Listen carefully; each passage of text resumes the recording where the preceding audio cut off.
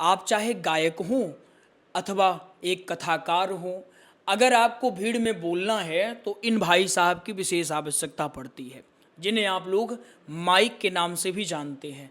परंतु एक विडंबना ऐसी है कि अगर इनका प्रयोग सही से करना ना आए तो कितनी भी बढ़िया आवाज़ हो वो फटने का भी डर रहता है, और इसके साथ साथ हो सकता है हमारी आवाज़ लोगों को उतनी प्रिय भी ना लगे। जैसे राधे राधे राधे राधे, हमने बहुत पास रखा तो आवाज़ खराब हो गई, अब दूर रख के देखते हैं शायद ठीक हो जाए।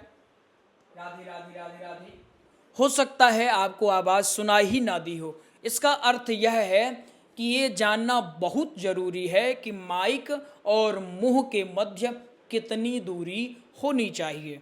आज की क्लास में हम यही समझने का प्रयास करेंगे, आखिर माइक और मुंह के बीच कितनी दूरी होनी चाहिए। तो आइए जानने का प्रयास करते हैं कि माइक में किस प्रकार बोलना चाहिए। आज से 1 वर्ष पूर्व हमने एक शॉर्ट वीडियो बनाया था, लगभग 10 लाख से अधिक लोगों ने उसको देखा और उन लोगों को लाभ भी हुआ। इसलिए हमने विचार किया क्यों ना इसमें एक लॉन्ग वीडियो बना दी जाए और सारी की सारी चीज़ों को विस्तार से बता दिया जाए। ये 4 बिंदु हैं, इन 4 बिंदुओं के आधार पर ही हम समझने का प्रयास करेंगे हमें माइक पर किस प्रकार से बोलना चाहिए। कोई भी माइक हो, सबसे पहले आपको ये देखना है कि उस माइक की क्वालिटी क्या है अथवा वो माइक किस कंपनी का है।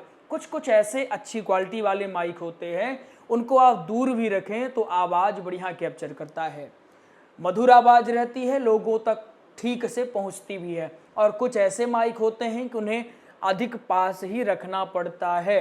तो आप सबसे पहले क्वालिटी देख लें कि वो माइक किस प्रकार का है, क्या वो दूर से आवाज़ कैप्चर कर रहा है अथवा मुंह को बहुत पास ले जाना है। इसके बाद अगर आपने क्वालिटी देख ली तो सबसे इम्पॉर्टेंट है मुंह और माइक की दूरी कितनी होनी चाहिए। जैसे अगर आपने देखा होगा शुरुआत में तो हमारा माइक जब बहुत पास आया था तो गड़बड़ हो गया, बहुत दूर हो गया तो भी गड़बड़ हो गया।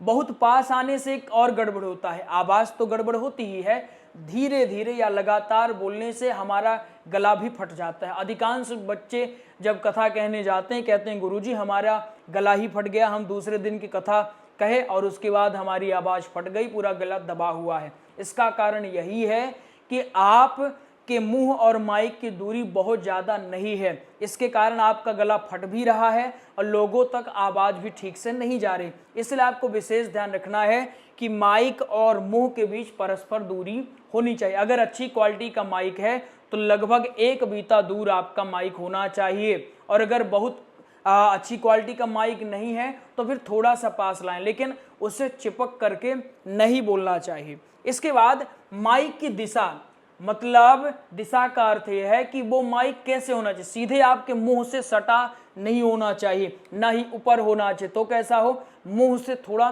नीचे हो। इससे 2 फायदा, एक फायदा ये होता है सीधे हवा की आवाज़ नहीं जाती। जैसे हेलो हेलो हमने डायरेक्ट किस समय बोला तो क्या हुआ, जितनी भी सांस की आवाज़ थी, काफा की आवाज़, ये सभी उसमें पहुंच गई।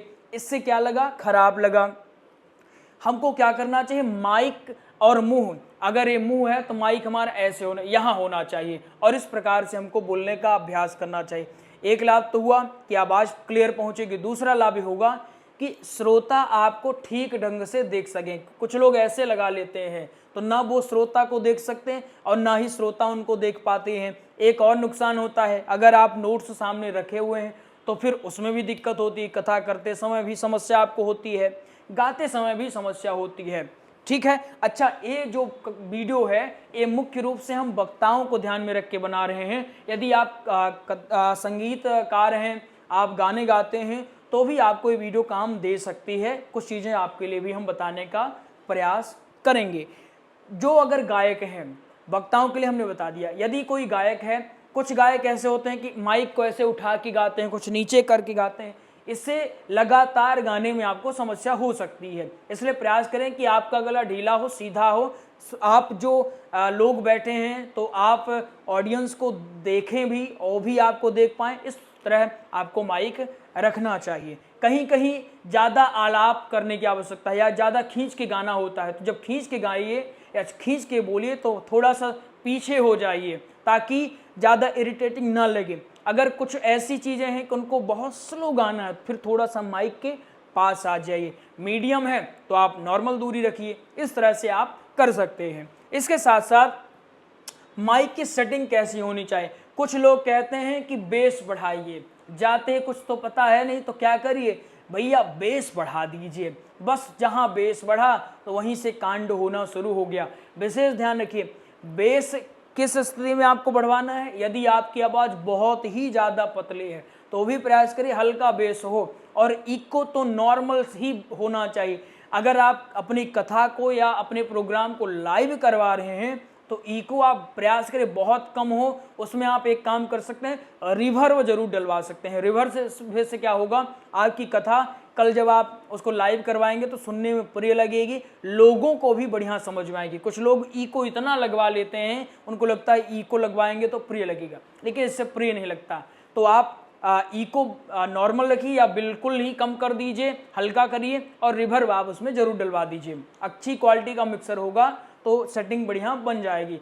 बेस को बहुत कम करिए, बेस कम करने से आवाज़ आपकी ठीक रहेगी, फटेगी नहीं। इसके साथ साथ जब सब सेटिंग हो जाए, ऑपरेटर बोलें कि हाँ ठीक है बढ़िया है, तो आप उनको बोले कि अब आप गेन बढ़ा दीजिए।